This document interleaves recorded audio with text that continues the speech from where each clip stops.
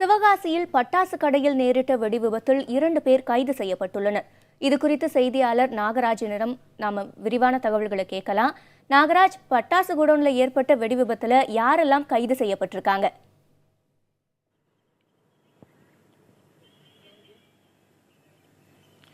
அதாவது சிவரஞ்சனி, இந்த நேற்று நடந்த சிவகாசியில் நடந்த வெடிவிபத்தில் 8 பேர் உயிரிழந்த நிலையில் 16 பேர் தற்பொழுது சிகிச்சை பெற்று வருகின்றனர். இந்த நிலையில் இந்த விபத்துக்கு காரணமான அந்த கடையின் உரிமையாளர் மற்றும் அந்த கடையின் லைசன்ஸ் பெற்றவர் என ஆனந்த் மற்றும் செண்பகராமன் என 2 பேர் கைது செய்யப்பட்டுள்ளனர். இவர்கள் மீது தான் நேற்று அங்கே இருக்கக்கூடிய விஓ கொடுத்த புகாரின் பேரில் இவர்கள் மீது வழக்கு பதிவு செய்யப்பட்டது.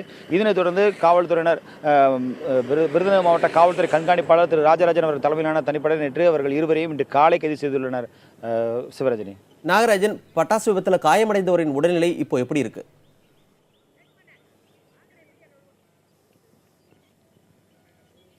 மணிவாரன், அதாவது இந்த விபத்தை பொறுத்த வரைக்கும் பட்டாசு கடைக்கு அருகிலே இருக்கக்கூடிய இந்த ஸ்கேன் சென்டரில் சிக்கி கொண்டவர்களும் அதே போல் அங்கு பணியாற்றிய செவிலியர்களும் தான் இந்த விபத்தில் சிக்கி உயிரிழந்தது.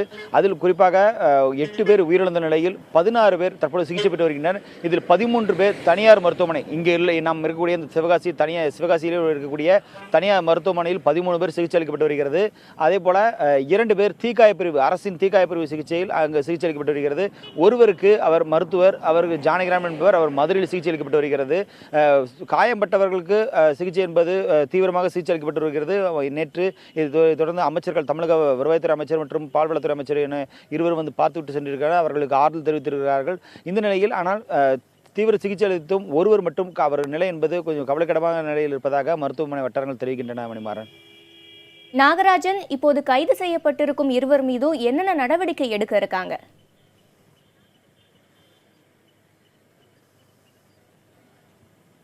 அதாவது இந்த சம்பவத்தை தொடர்ந்து நேற்றே அமைச்சர்கள் தெரிவித்தது, இனிமேல் இதுபோன்று சம்பவங்கள் நடைபெறக்கூடாது, இதில் மிகவும் கவனமாக தமிழக அரசு இருக்க வேண்டும் என்பதில் வலியுறுத்தும் விதமாகத்தான் அவர்களுக்கு நேற்று இரவே அலுவலர்களை அழைத்து, உயர்மட்ட அலுவலர்களை அழைத்து ஒரு மிகப்பெரிய ஒரு கூட்டம் என்று நடத்தப்பட்டது.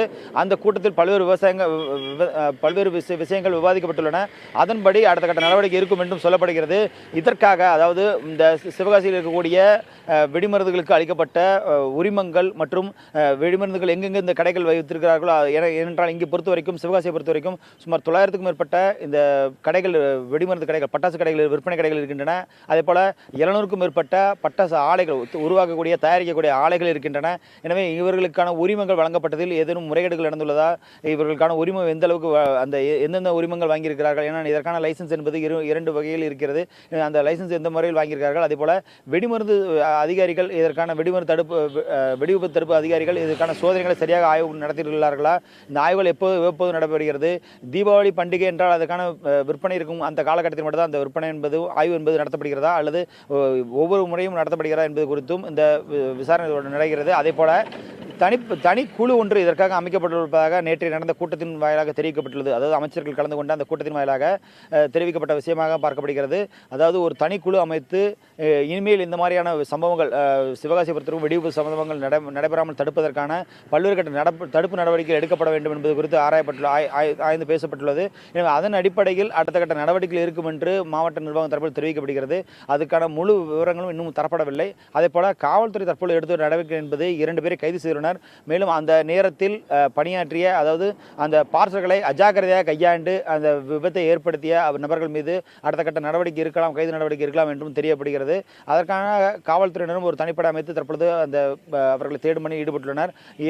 தற்பொழுது முக்கியமாக பார்க்கப்படுகிற, அதாவது பட்டாசு கடை உரிமையாளரும் அதே போல அந்த பட்டாசுக்கான உரிமம் வைத்திருப்பவருமான ஆனந்த் மற்றும் செண்பகராமன் கைது என்பது இந்த வழக்கில் ஒரு முக்கிய திருப்பத்தை சந்தித்திருக்கிறது. வெடிவிபத்து சம்பந்தமான வழக்கில் முக்கிய திருப்பத்தை சந்தித்திருக்கிறது. சிவரஞ்சனி.